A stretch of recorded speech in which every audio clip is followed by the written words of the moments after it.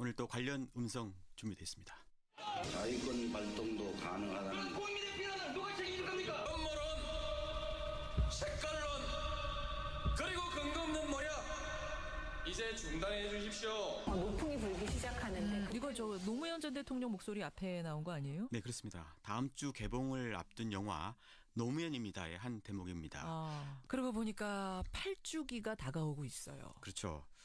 노 대통령을 사랑하는 일반 국민들 가운데는 8년이 지난 지금도 당시 왜 전직 대통령이 죽음을 선택할 수밖에 없었는지 그 진실을 궁금해하는 분들이 많은 것 같습니다. 맞습니다. 특히 그 당시에도요. 정치적 타살이다 이런 얘기가 있었잖아요. 그렇죠. 그러니까 뭐 스스로 목숨을 끊었다는 그 자체에 대한 의혹은 아니고 자살이냐 타살이냐 이런 의혹은 아니지만 네.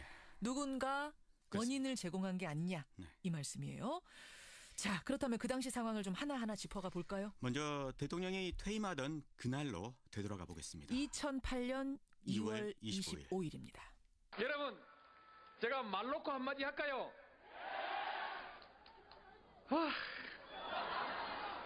제가 오늘 딱 말 놓고 하고 싶은 얘기 한마디 하겠습니다.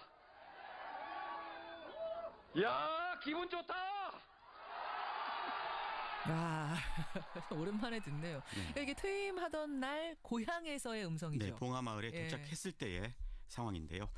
노 대통령은 퇴임 이후 지방으로 가겠다는 결심을 일찌감치 했었다고 합니다. 예. 지역 균형 발전을 위해서요. 또 그래서 낙향 후보지를 물색을 했는데 사전 매입 비용 때문에 결국은 고향을 선택했다고 합니다. 귀향을 하고 나서 농촌 리모델링 사업했잖아요. 뭐 그랬었죠. 친환경 농업, 동네 하천 살리기 그런 거. 네.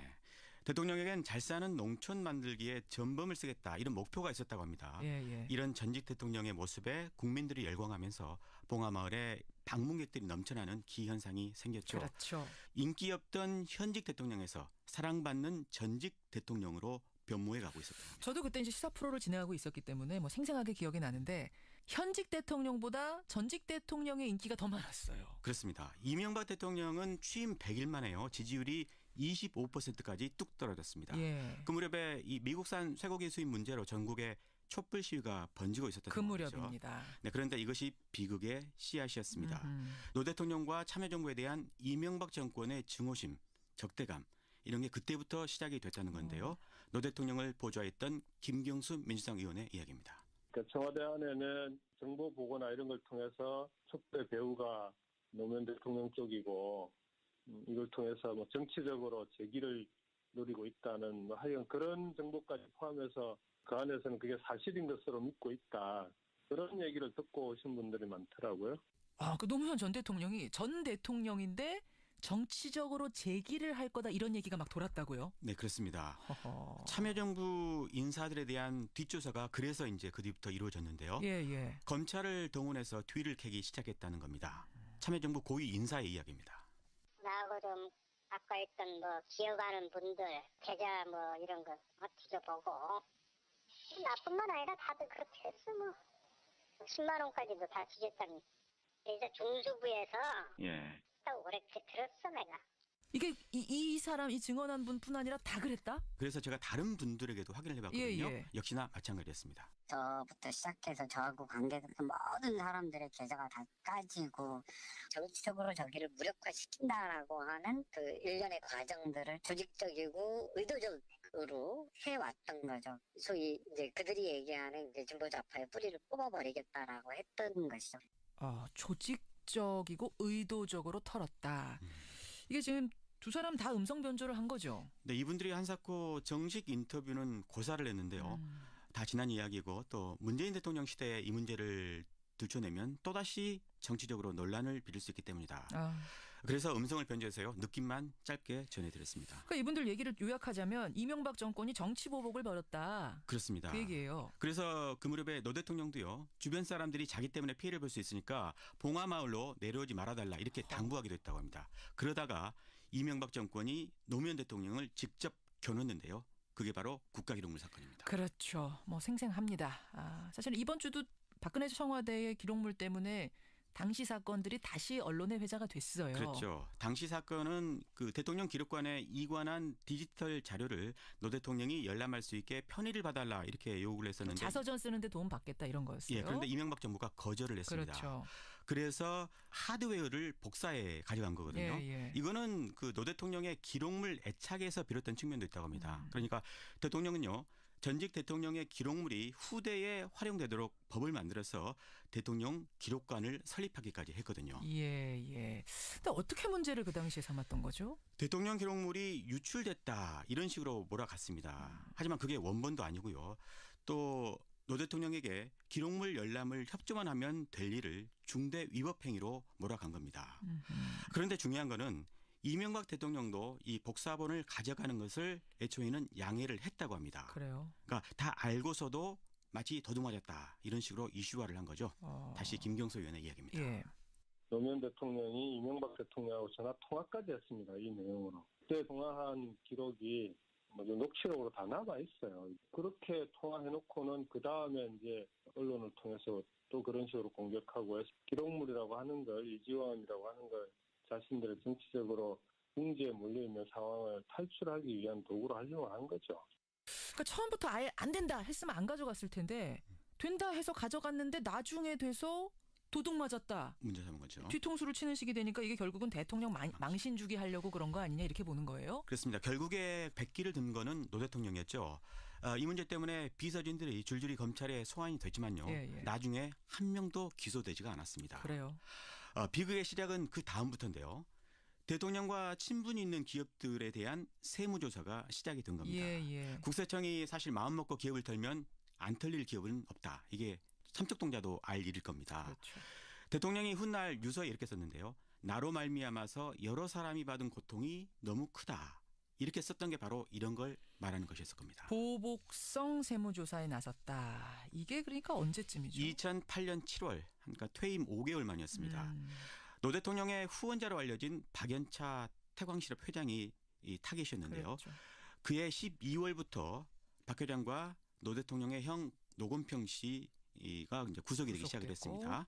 이어서 조카 사위인 연철호 씨, 또 권양숙 여사, 아들인 건호 씨까지 줄줄이 소환이 됐습니다. 예. 혐의는요. 박 회장에게 모두 640만 달러를 받았다는 것이었습니다. 바로 이 640만 달러가 이번 대선 토론회 때 홍준표 후보가 계속 얘기했던 그거잖아요. 그렇습니다. 문재인 대통령이 또 유일하게 여보세요라며 언성을 높였던 부분이기도 하죠. 그렇죠. 하지만 노 대통령 서거로 공소권 없음으로 사건이 종결이 됐습니다. 예. 아무튼 당시 검찰은요. 노 대통령 가족들 수사는 물론 친구인 정상문 청와대 총무비서관도 이 특수활동비로 비자금을 조성한 혐의로 구속을 시켰습니다. 예. 급기야 노 대통령까지 직접 소환하기에 이르렀죠. 그 소환할 때 뭐 온 나라가 난리였죠.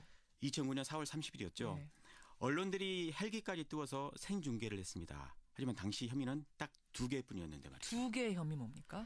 박연차 회장이 권 여사에게 돈을 건넨 사실을 대통령이 알고 있었는지, 대통령도 알았느냐? 또는 대통령이 돈을 요구했는지 이게 하나였고요. 또 하나는 정상문 비서관이 비자금을 조성을 할 때 알고 있었는지, 그것도 알았느냐? 이렇게 두 부분이었습니다. 그 우병우 당시의 중수 1과장 네. 노 대통령한테 막말했다는 얘기도 여기에서 나오는 거죠? 그렇습니다. 당시 대통령 조사 현장에는요. 문재인 대통령과 전해철 의원이 입회를 했는데요. 예. 제가 전해철 의원에게 직접 확인해봤습니다. 그런 일이 있었냐. 그런데 그런 일이 없었다. 이렇게 그래요? 확인해 줄 수 있다고 이야기를 하더군요. 아. 다만 이인규 중수부장은 대단히 건방졌다. 말투는 공손했지만 태도엔 오만과 거만함이 가득 묻어 있었다. 이거는 문 대통령이요 2011년에 발간한 운명이라는 책에 나온 부분입니다. 이거를 이인규 당시 중수부장한테도 확인해 보셨어요? 제가 전화를 걸어봤는데요. 한번 들어보시죠. 불편하시더라도 한 가지 여쭤볼 게 좀 있어서 전화드렸는데요. 응하지 않겠습니다. 조용히 살겠습니다. 다시 자꾸 그 옛날 얘기 하고 싶지 않습니다. 들어가세요. 이렇게 대화하셨네요. 당시 수사가 꽤 오래 진행이 됐어요. 13시간 정도 진행이 됐는데요. 예. 하지만 사전에 제출한 서면 답변서의 내용에서요. 한 걸음도 나가지 못했다고 합니다. 문재인 대통령이요. 방금 말씀드린 그 운명이라는 책에 이렇게 적었습니다. 박연차 회장 말 말고는 증거가 없었다. 대통령과 박 회장의 말이 서로 다른데 박 회장 말이 진실이라고 뒷받침할 만한 증거를 전혀 갖고 있지 않았다. 예. 심지어 통화 기록조차 없었다. 통화 기록이 없다는 것은 통화한 사실이 없다는 것입니다. 이렇게 적었습니다. 한마디로 무리한 소환 조사였다는 거잖아요. 검찰로서는 소환 자체의 목적이 있었던 것 같습니다. 어허. 또 하나의 목적은 박연차 회장과의 대질 신문이었거든요. 예. 그래서 변호인들이 반대해서 결국에 무산이 됐지만 대지를 거절한 것을 가지고 또 기사화가 됐습니다. 돈 받은 사실 들통날까 두려워서 거절하는 거 아니냐 이런 식으로. 그런 식으로요. 검찰로서는 사실 손해 볼 게 없는 장사였던 셈입니다. 검찰은 권력의 신여다 이렇게 하지 않습니까? 예. 역사적으로도 노무현 수사는 대표적인 권력의 비위맞추기 수사라는 오명을 지우기 어려울 것 같습니다. 근데 검찰이 이제 가족들 문제로, 대통령 가족들 문제로 대통령을 부른 게 그 전에도 있었습니까? 과거에 김영삼, 김대중 전 대통령도 아들 비리 혐의가 있었잖아요. 있었죠. 하지만 직접 부르지는 않았습니다. 노 대통령이 처음이었던 거죠. 처음이었군요. 네. 이번에 보면은 검찰이 박근혜 대통령 소환 조사하고 나서 6일 만에 구속영장 청구했는데 그때는 어땠습니까? 소환 조사는 사건의 마지막 수순이죠. 예. 소환하면은 곧 신병 처리를 하거나 아니면 불구속 기소하거나. 하지만 이해할 수 없는 일이 벌어졌습니다. 무려 23일 동안 아무 조치도 안 하고 시간만 끌었습니다. 그 기간 동안 검찰발로 별의별 언론 보도가 나왔는데요. 예. 대표적인 게 바로 이런 보도입니다. 권양숙 여사가 노무현 전 대통령의 회갑 선물로 받은 1억 원짜리 명품 시계 2개를 논두렁에 버렸다고 노 전 대통령이 검찰에서 진술한 것으로 확인되었습니다. 단독 보도입니다. 권 여사가 자기 몰래 시계를 받아 보관하다가 봉하마을 논두렁에 버렸다고 진술한 것으로 확인됐습니다. 뭐 이것도 생생하게 기억나실 겁니다. 네, 이런 류의 보도가요. 노 대통령을 죽음으로 내몬 또 다른 원인이었다. 이런 평가가 뒤따랐죠. 그렇죠. 문재인 대통령은 운명에서요.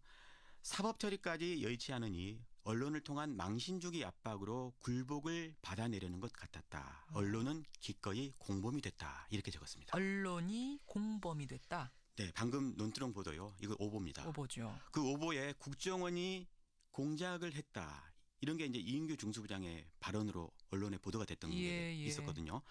이런 언론 행태, 특히 진보 언론 행태에 대해서 문재인 대통령은 운명에서 서운함을 내비치기도 했습니다. 말하자면은 어떻게 진보 언론들까지도 이렇게 하느냐라는 서운함? 그렇습니다. 그래요? 친노 정치인들은 이렇게 보고 있더라고요. 노 대통령이 전방위적인 이런 공격을 허용하다가는 자기 한 명 때문에 진보 진영 전체가 회복 불능의 상처를 입게 될 것이라는 부담을 느꼈다. 그래서 결국 죽음으로 이 모든 걸 중단시키려고 한 것이다. 예, 참 8년이 지났지만 참으로 애석한 일입니다. 예. 오늘 노무현 전 대통령이 그 당시 죽음에까지 이르게 된 배경을 흐름으로 쭉 정리를 해봤는데 여러 가지를 생각하게 하네요. 네. 여러분은 어떤 것을 느끼셨습니까? 오늘 훅뉴스 권민철 기자 수고하셨습니다. 고맙습니다.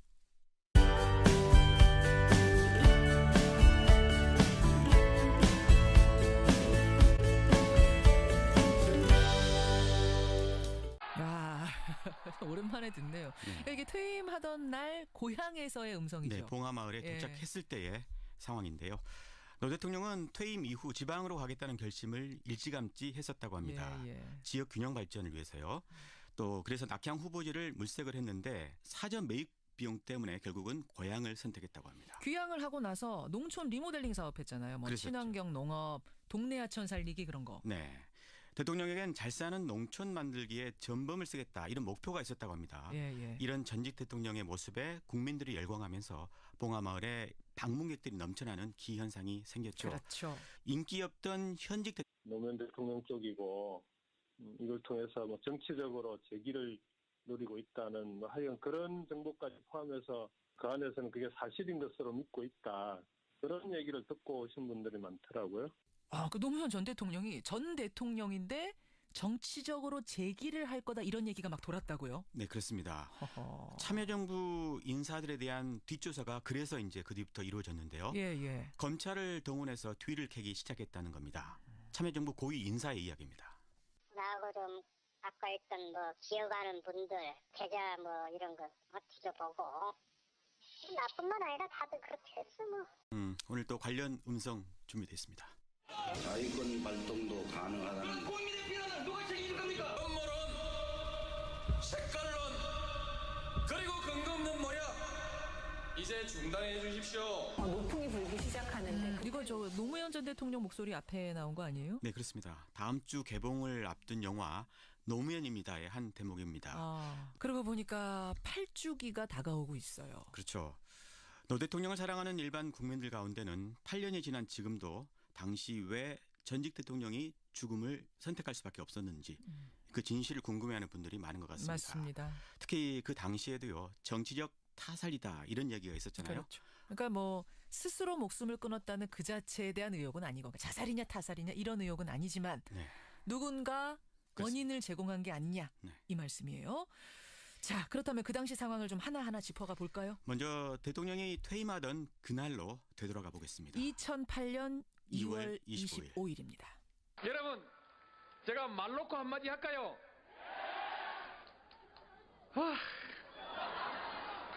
제가 오늘 딱 말 놓고 하고 싶은 얘기 한마디 하겠습니다. 야, 기분 좋다! 대통령에서 사랑받는 전직 대통령으로 변모해 가고 있었습니다. 저도 그때 이제 시사 프로를 진행하고 있었기 때문에 뭐 생생하게 기억이 나는데 현직 대통령보다 전직 대통령의 인기가 더 많았어요. 그렇습니다. 이명박 대통령은 취임 100일 만에요. 지지율이 25%까지 뚝 떨어졌습니다. 예. 그 무렵에 이 미국산 쇠고기 수입 문제로 전국에 촛불 시위가 번지고 있었던 그 상황이죠. 무렵입니다. 네, 그런데 이것이 비극의 씨앗이었습니다. 노 대통령과 참여정부에 대한 이명박 정권의 증오심, 적대감 이런 게 그때부터 시작이 됐다는 건데요. 노 대통령을 보좌했던 김경수 민주당 의원의 이야기입니다. 청와대 안에는 정보 보고나 이런 걸 통해서 촛불의 배후가